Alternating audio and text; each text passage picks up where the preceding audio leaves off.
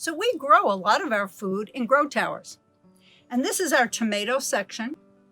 And some of these tomatoes are amazing. They're tasty and delicious. And we're able to give them all to our employees and use them ourselves. We grow different varieties. Come and look at our peppers. These little guys will turn red if we leave them on long enough. They're firm, they're delicious, they're perfect for victory gardens. So many people now are really starting to get into gardening and vegetable gardening at home, just like they did during World War II. Perfect. Have you ever seen how Brussels sprouts grow? These little guys are so delicious. We pick them before they're too big. They're all organics. Sometimes we get a little insects on them, but that's okay.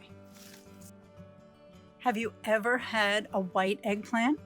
These are now my favorite. I'm Italian, and I have to tell you, these are absolutely delicious. And then we also grow these purple ones here. They're seedless. They're so delicious. You can make eggplant parmesan or just roast them. They're so perfect.